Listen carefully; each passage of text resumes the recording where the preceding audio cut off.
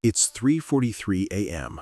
A strange siren cuts through the night, not the usual ambulance tone, but something deeper, mechanical, primal. Your phone vibrates violently on the nightstand. You grab it, hands shaking. The screen glows, emergency alert, National Defense Readiness Condition, Level 1, seek immediate shelter. You stare.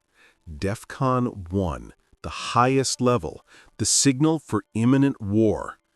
For a split second, time freezes. Then another alert flashes, multiple ICBM launches detected. Take cover now.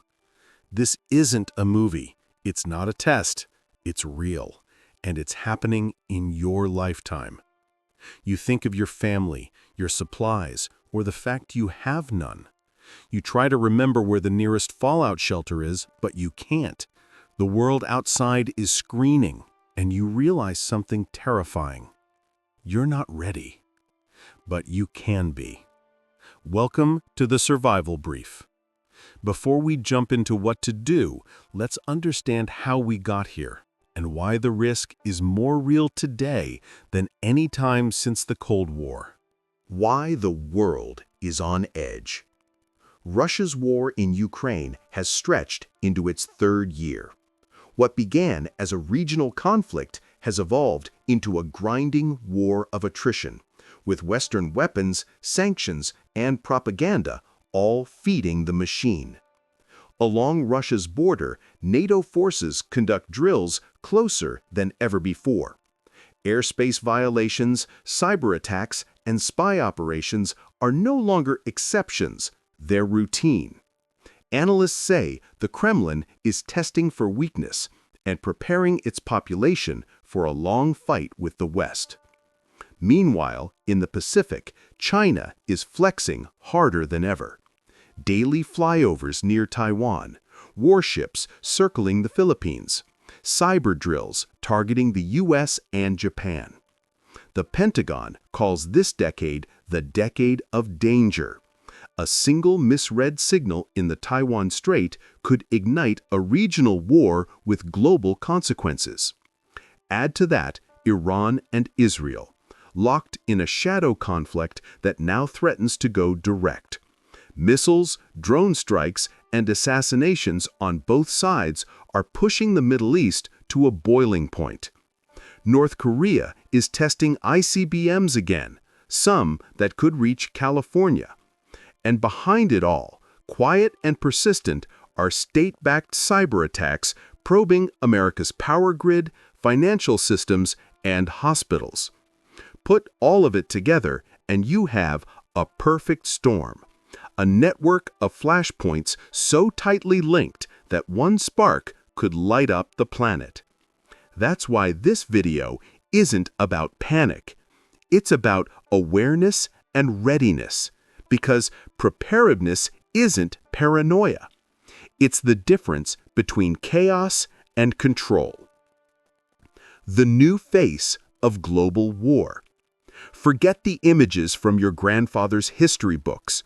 World War III won't start with tanks on borders or beaches under siege. It will start silently, with code instead of bombs. The first attack won't be a nuke, it'll be a keyboard. Hackers will target the financial backbone, banks, markets, payment networks. Lights flicker as power grids crash. Air traffic systems fail. Hospitals lose access to records and medicine supply chains freeze. Satellites that control GPS and communications could be jammed or destroyed. An EMP blast could wipe out electronics across a continent in seconds. The world goes dark, not from bombs, but from bytes. Meanwhile, social media becomes a battlefield of disinformation. Deepfakes, fake tweets, and false government alerts spread panic before the first soldier even moves. This is the war of the modern age. Fast, chaotic, and psychological. And when systems fail, people follow.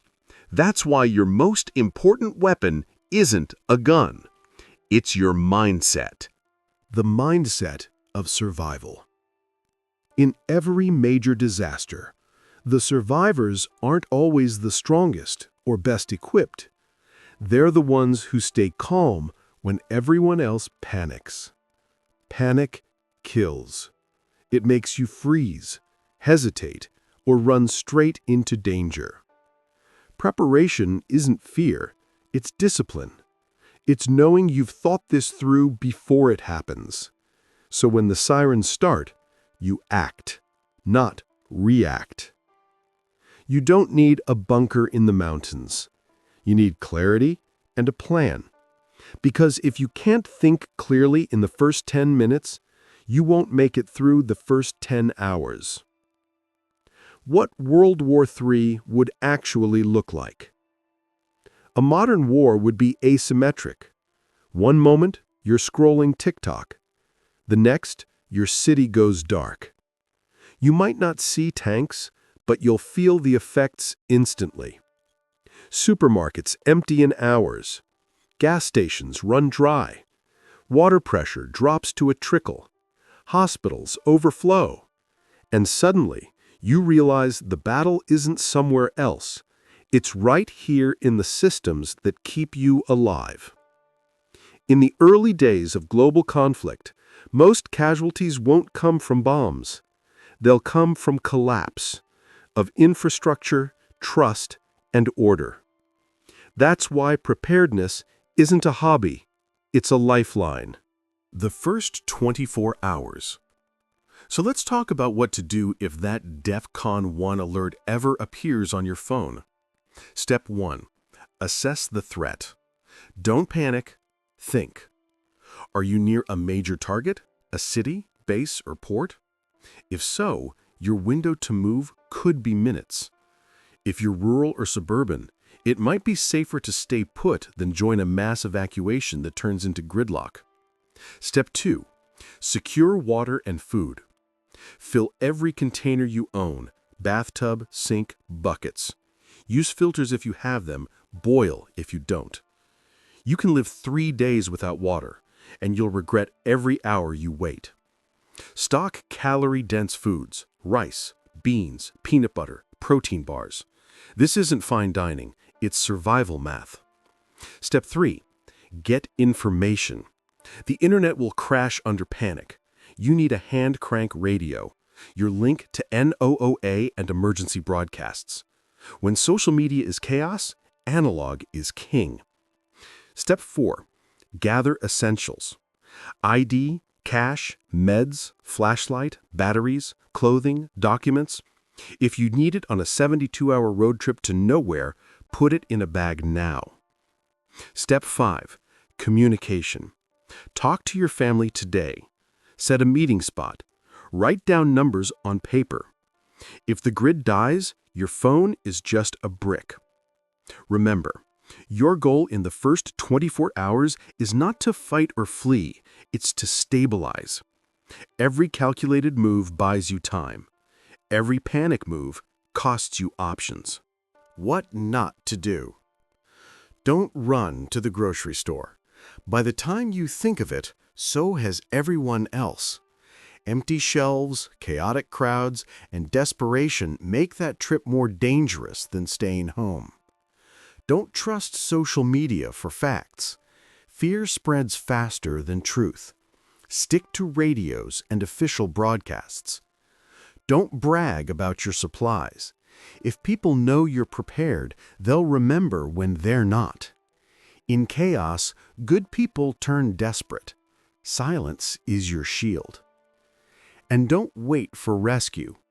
Emergency services will be overwhelmed. You're not a spectator. You're your own first responder. Start preparing now. Preparedness isn't a switch you flip. It's a habit you build. Start small. A 3-day supply of food and water for each person in your home. A battery radio. A go bag with documents, meds, cash, flashlight, and clothing. Keep your car half-fueled at all times. Write down emergency contacts. Talk to your family about plans, not to scare them, but to keep them calm when it counts. Each week, add one small step. You'll be ahead of 90% of people before they even realize what's coming. Preparedness isn't fear, it's freedom. It's the quiet confidence that you can act while others freeze. The bigger picture. A DEFCON 1 alert might sound like a doomsday scenario. But in a way, it's also a wake-up call. We live in a world where fragile systems hold together our comforts until they don't. Preparing isn't about expecting disaster. It's about respecting reality. If a conflict ever erupts, it won't just test nations, it will test individuals.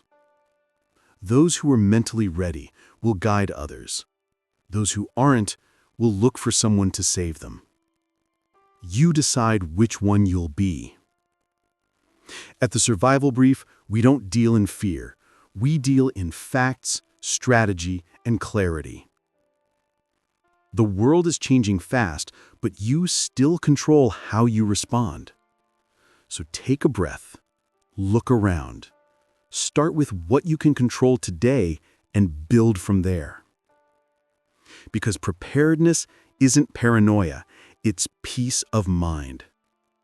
And in a world that could go silent overnight, the most powerful thing you can be is ready. If you found this breakdown useful, drop a comment below. What's the first thing you'd do if you got that DEFCON 1 alert? Hit like, subscribe, and turn on notifications so you never miss a brief that could one day save your life. This is the Survival Brief, clear analysis for an unclear world.